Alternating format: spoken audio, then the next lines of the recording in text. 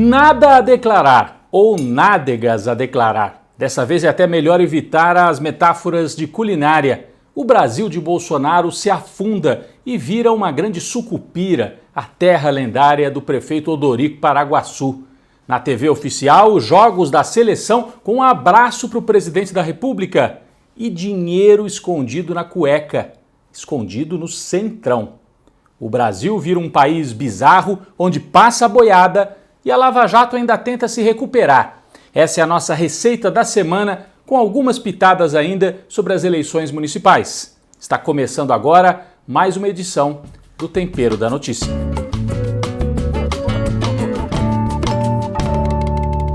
Bom, esta semana no Brasil foi marcada por dois fatos bizarros. Primeiro, a transmissão do jogo Brasil e Peru. A Globo perdeu o direito de transmissão e quem fez então esta transmissão foi a TV Brasil, um canal público, uma TV criada na época do Lula, mas que agora é utilizada pelo governo Bolsonaro como se fosse um canal particular da família Bolsonaro, dos militares. Então, durante o jogo, duas vezes o locutor parou a transmissão para mandar um abraço para o presidente da República. Olha só. E um abraço especial também ao presidente Jair Bolsonaro, que está assistindo ao jogo. É por isso que eu disse logo na abertura que o Bolsonaro lembra o Odorico Paraguaçu, aquele personagem da TV, um prefeito provinciano que inaugurava até cemitério, né? Mas o pior é que o Bolsonaro lembra um outro personagem mais perigoso, o general ditador Médici, que durante o regime militar usava o futebol para se promover, especialmente na Copa de 70. No intervalo do jogo, olha só, a TV Brasil, em vez de mostrar logo os melhores momentos, como é tradição, fez propaganda do governo, mostrou Bolsonaro, mostrou Ricardo Salles também. Vamos acompanhar.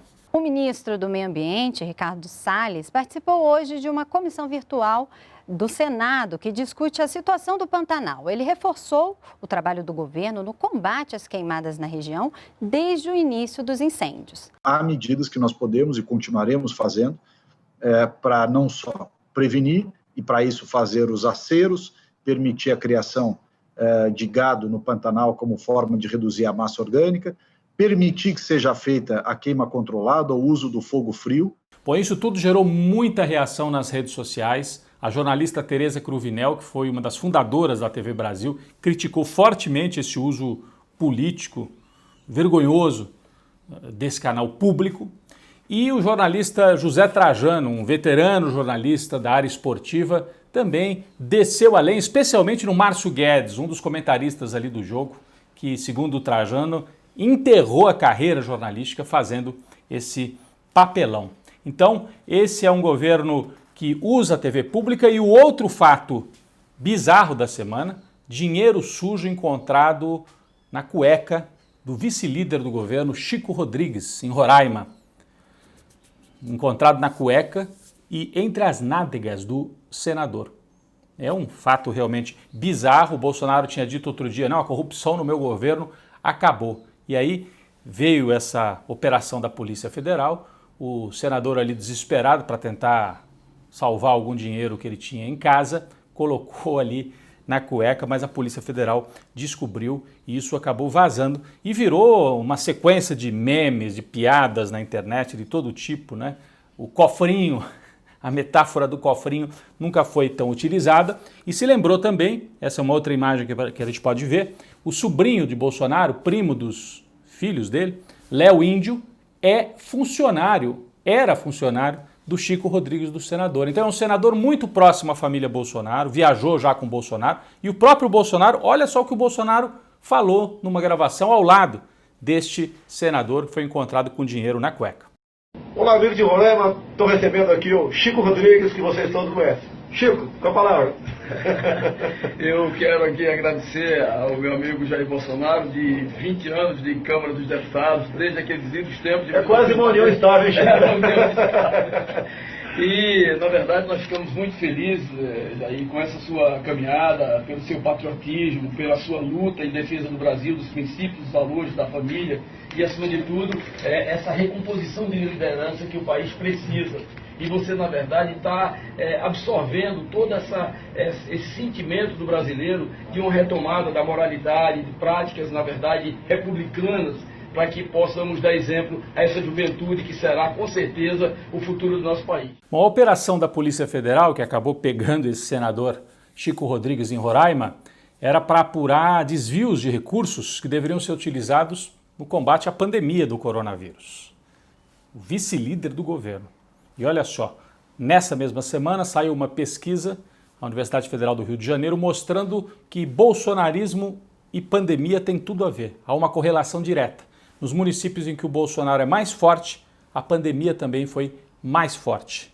É o que mostra a pesquisa. Cada 10 pontos a mais de votação para o Bolsonaro em 2018 nos municípios, significa que aquele mesmo município está suscetível a um caso maior, a um número maior de casos de coronavírus, porque as pessoas acabam seguindo esse discurso do Bolsonaro, que não tem problema, não usam máscara e aumenta a contaminação. Então, é um governo que faz mal à saúde, literalmente. Esta semana também marcou a tentativa da Lava Jato de se recuperar, usando um grande aliado, Fux, Luiz Fux, presidente do Supremo Tribunal Federal.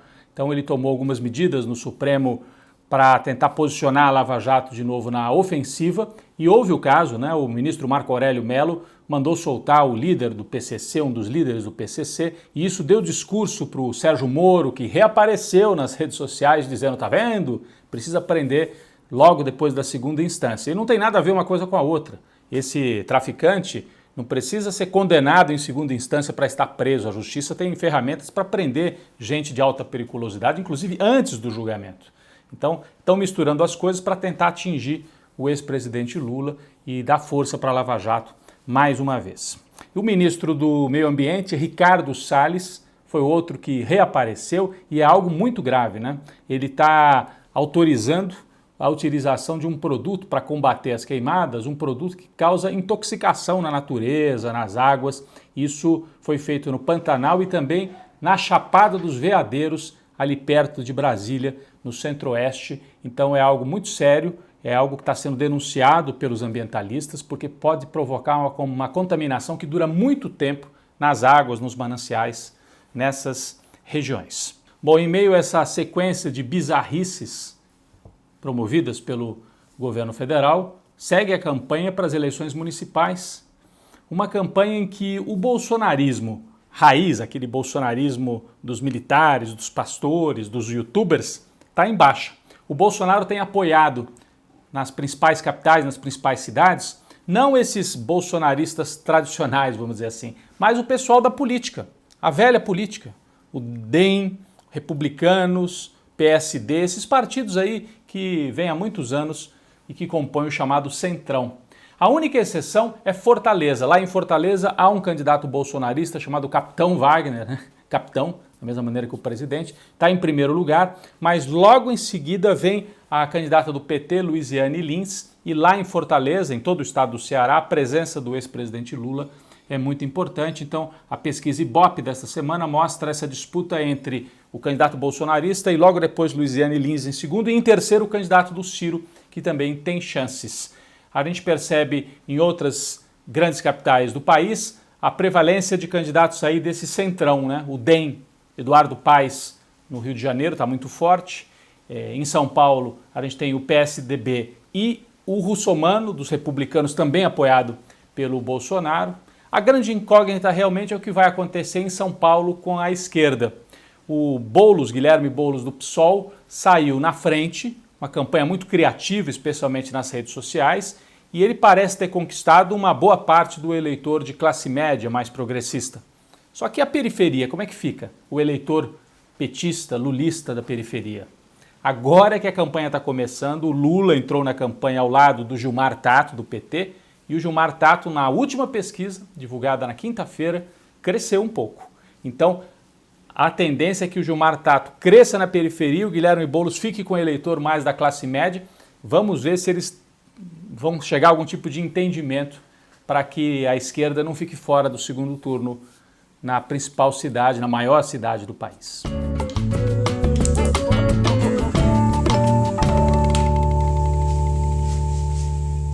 Bom, quem foi para a panela de pressão essa semana?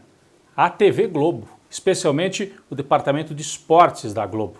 Nós falamos na abertura deste programa sobre o jogo da seleção brasileira, Brasil e Peru, que não foi transmitido pela Globo. Por quê? A televisão do Jardim Botânico, da família Marinho, comprou os direitos dos Jogos do Brasil em casa. Mas os jogos em outros países, cada federação da Argentina, do Peru, do Uruguai, da Colômbia, nas eliminatórias sul-americanas, cada federação é que tem o direito de vender. E aí os peruanos cobraram caro demais, a Globo não quis pagar. Bom, isso é muito simbólico. A Globo, este ano, já perdeu a transmissão da Libertadores, que é o campeonato de clubes aqui da América do Sul. Depois anunciou que em 2021 não transmitirá mais a Fórmula 1. Também há muitos e muitos anos é transmitida na Globo. Por quê? Porque custa caro. Então mostra uma certa fragilidade, uma opção por não gastar mais tanto dinheiro no mercado. E perder um jogo da seleção brasileira é algo muito simbólico. É evidente que houve uma articulação nos bastidores. A pergunta que fica é quem pagou para a TV Brasil poder transmitir o jogo? O Bolsonaro entrou nisso? O governo Bolsonaro entrou? Quem pagou? Quanto pagou? Não pagou nada? Como é que foi feita essa articulação? Isso de um lado. E de outro, a simbologia. A Globo é uma parceira da seleção. A gente estava acostumado a ver a Fátima Bernardes, né, em Copas do Mundo entrando na concentração, como se fosse parte da delegação brasileira muitas vezes, o Galvão Bueno, né, é praticamente um parceiro da seleção. E vem um jogo do Brasil e Galvão Bueno não transmite e a Globo não transmite, mostra uma mudança importante. Relembrando que a Globo teve dificuldades financeiras lá na época do Fernando Henrique Cardoso, quando houve uma mudança cambial, a Globo estava endividada no exterior, né? Tomou empréstimo em dólar e houve uma mudança no governo Fernando Henrique no câmbio e a dívida cresceu demais, a Globo quebrou tecnicamente. Só não quebrou porque com seu peso político conseguiu negociar a dívida e sobreviver e passar por esse momento difícil na época do Fernando Henrique. Quem ajudou muito a Globo foi o governo Lula, né? O governo Lula, apesar dos embates aqui e ali, não teve problema em negociar, em conversar com a família Marinho. Curiosamente, foi o governo em que a família Marinho mais ganhou dinheiro, se recuperou daquela quebra na época do Fernando Henrique. Depois foi para cima do Lula, ajudou a fazer um movimento que levou à prisão do Lula e também elegeu o Bolsonaro indiretamente, né? Curiosamente, o Bolsonaro se transforma agora no algoz da família Marinho e da Globo. O Bolsonaro articula para tirar recursos, a gente tem várias fotos do Bolsonaro ao lado do Edir Macedo da Record, do Silvio Santos do SBT e agora tirando até a seleção brasileira da TV Globo. A Globo vai se posicionando mais no streaming, né, que são esses serviços pela internet, ela vai percebendo que precisa gastar menos, ela dispensou vários e vários artistas que tinham um contrato permanente com a Globo. Então é um momento de mudança. Me parece que a Globo, como organização empresarial, vai sobreviver, mas com menos importância, com menos peso, porque na TV aberta ela é totalmente dominante. Indo para a internet, ela vai ser mais um player, mais um ali no meio de tantos outros na internet. Vai sobreviver como TV aberta, mas com peso cada vez menor no Brasil.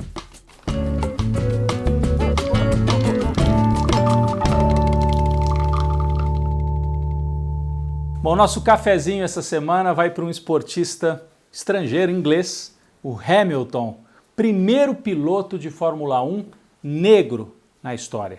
E ele é importante não só por ter rompido essa barreira, era um esporte só de brancos e muito de europeus brancos, e ele, que é inglês, ocupou esse espaço e se tornou, no fim de semana passado, o maior ganhador na história. Chegou a 91 vitórias em toda a carreira, igualou o recorde de Michael Schumacher, inclusive ganhou de presente do filho do Schumacher um capacete do alemão.